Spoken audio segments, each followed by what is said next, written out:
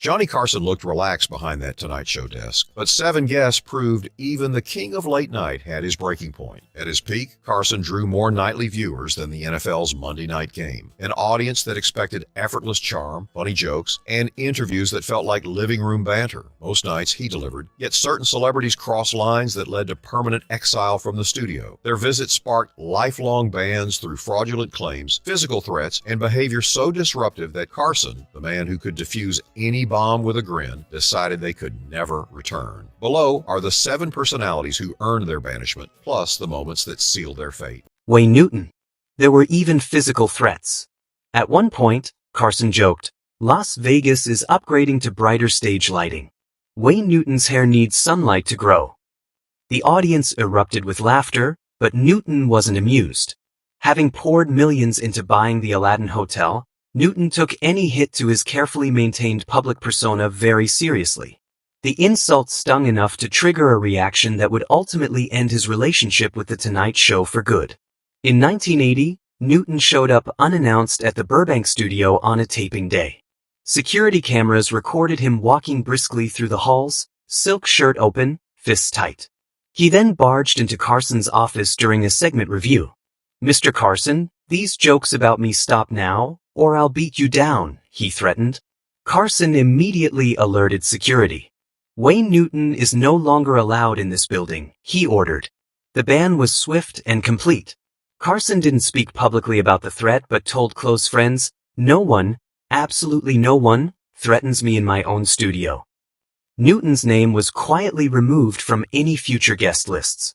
NBC security circulated memos with his photo and direct instructions to deny him entry. That night's show cut all references to Newton, not out of fear, but as a matter of principle.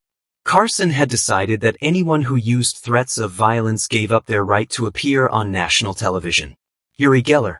Geller was banned for deceit. Carson's early fascination with magic tricks left him deeply skeptical of anyone who claimed to possess real supernatural powers. When spoon-bending psychic Uri Geller was booked for a 1973 appearance, Carson reached out to well-known skeptic James Randi to help design a foolproof setup. Randi provided untouched objects, sealed film canisters, commercial-grade silverware, and a marble compass. Prop master Bobby Quinn safeguarded all items until the show. Carson kicked off with playful excitement, saying, "Tonight, we'll bend some minds, maybe even some metal." Geller entered the stage radiating self-assurance, immaculately dressed. Carson asked him to identify secret drawings inside sealed envelopes. Geller pressed them to his forehead, eyes closed, clearly struggling. "I feel drained," he muttered. The crowd's energy quickly faded. Carson waited calmly, then offered him a spoon. Nothing happened. Geller, clearly flustered, stammered, "He's very suspicious, you know. I'm having a hard time. I don't mean to be Yuri, I really don't. Just let me rest a bit." Carson responded politely, "Your Yuri was telling me you don't feel strong tonight? Is that it?" Geller continued to flounder, blaming the studio atmosphere, negative vibes, and even the moon's phase. Carson remained civil, delivering light jabs like, "We'll give you as much time as you need in the next life." The audience erupted in laughter while Geller's face turned red. After the show, Carson made his decision. Geller would never be invited back. "We exposed him as a fraud on national television," he told his producers. "I'm not giving another platform to deception." Thousands of viewer letters flooded in, some applauding Carson's reveal, others condemning his method. Despite the embarrassment, Geller's bookings actually increased, which he cited as proof that NBC had sabotaged him. Carson responded bitterly, "We exposed his lies and accidentally made him rich, but he'll never be back here." The ban became official studio policy. Carson established stricter guest rules. All paranormal demonstrations had to use Tonight Show provided materials, and proven hoaxers would be permanently banned. Chevy Chase was banned for his arrogance. His first appearance on The Tonight Show in 1976 included light teasing about Carson's golf skills, which the host took in stride, appreciating the rising star's sense of timing. But by 1978, Chase returned as Saturday Night Live's breakout sensation and the lead in the box office hit Foul Play, and with that fame came ego. He kicked off his second visit by bragging about ticket sales. 10 million in just 3 days. Not bad for a weekend, huh? And then gestured at Carson's set, commenting, "You've got a nice little setup here." The audience laughed, but Carson's face noticeably stiffened. Chase quickly took over the guest segment, and when Carson gave him the typical setup, "Tell us about the new movie," Chase veered off topic, discussing run-ins with other celebrities at LAX, completely ignoring the film. He then poked at Carson's well-known golf obsession, saying, "I could probably outdrive you, maybe even outhost you." The crowd responded with a mix of chuckles and awkward silence. Carson forced a polite smile, but backstage staff noted a chilling shift in mood. The commercial break didn't ease the tension. Chase kept bragging about future projects and even hinted that he'd be happy to give NBC his contact info in case they ever wanted fresh blood for the 11:30 slot. That remark sealed his fate. Carson didn't reply. He just tapped his pencil thoughtfully, internally confirming Chase's blacklisting. After the show, he erupted at executive producer Peter LaSalle, saying, "15 years I've built this institution, and some kid thinks he's ready to take my job? He's done." The ban was enforced immediately, and Hollywood took notice. Claiming you could replace Carson meant being permanently shut out. Chase felt the freeze at once. Talent agencies stopped hearing back from the show.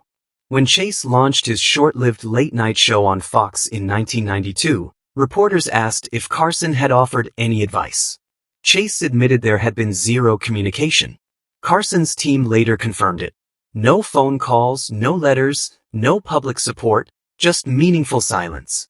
When the Chevy Chase show was canceled after only 5 rocky weeks, Tonight Show insiders nodded knowingly. The 14-year ban had remained intact and would last through Carson's retirement. The lesson was clear: mock the throne, and you'll never sit on it.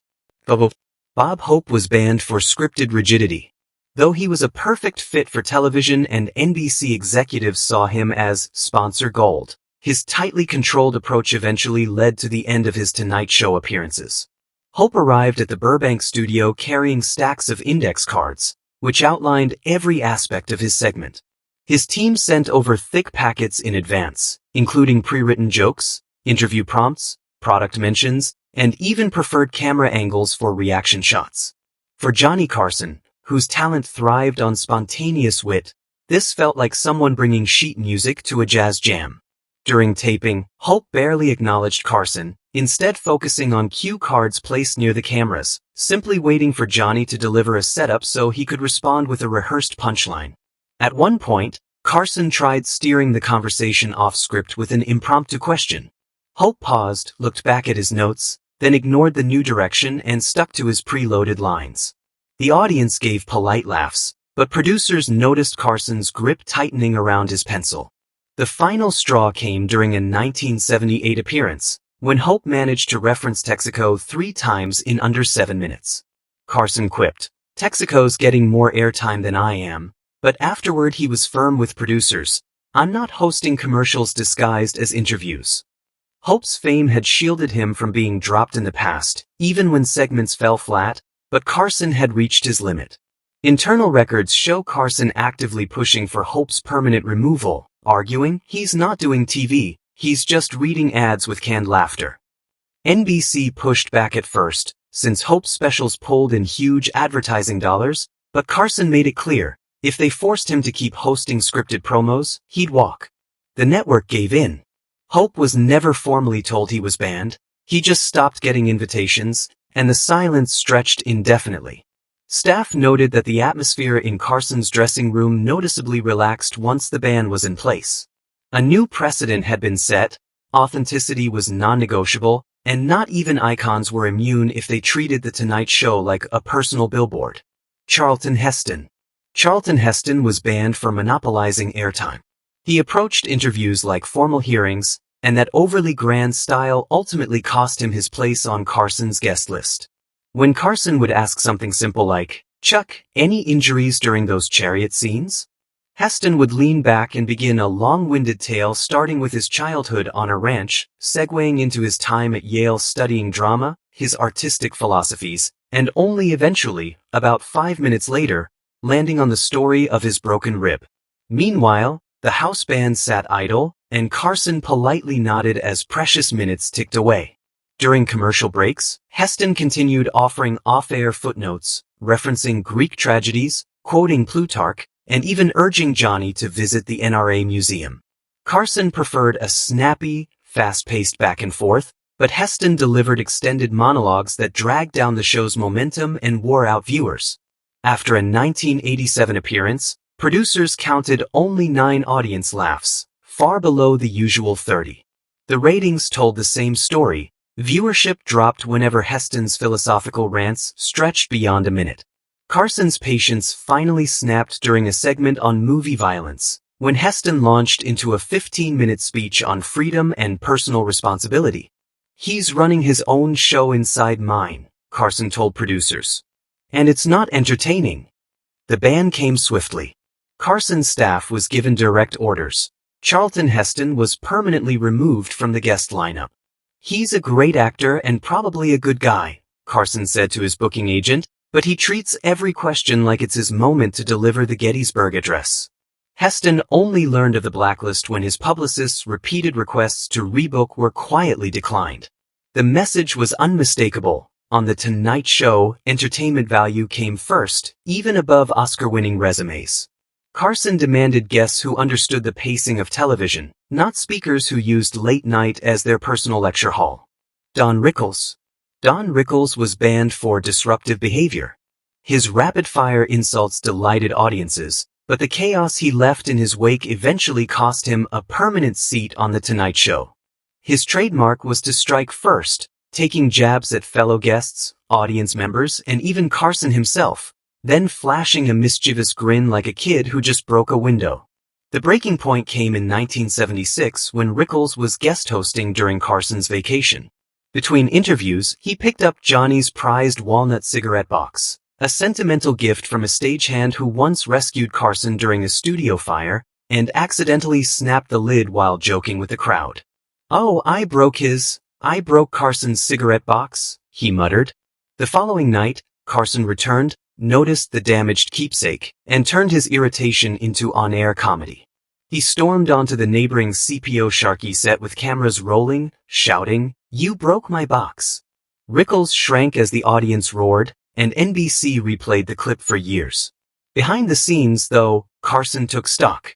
Rickles regularly ignored timing cues, disrupted segment flow, destroyed set pieces, and delivered punchlines that censors had already flagged. The broken box became symbolic of a bigger problem.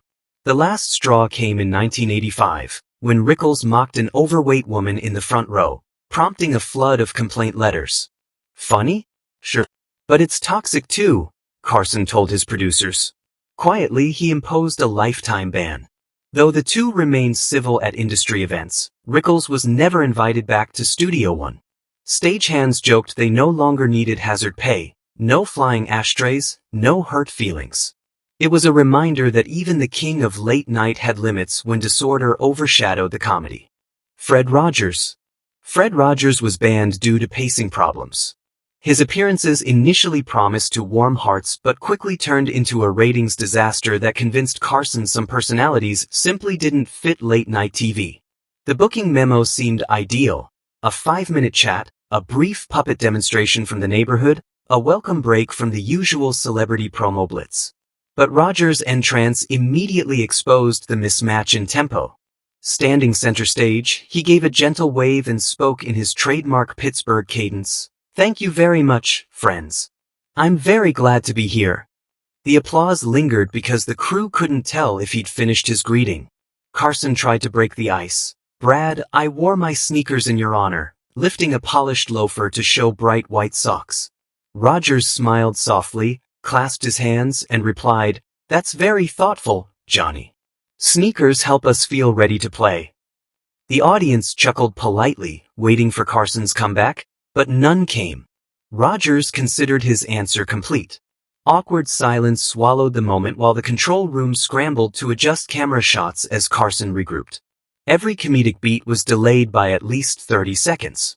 Cue card operators cut jokes since the timing was off.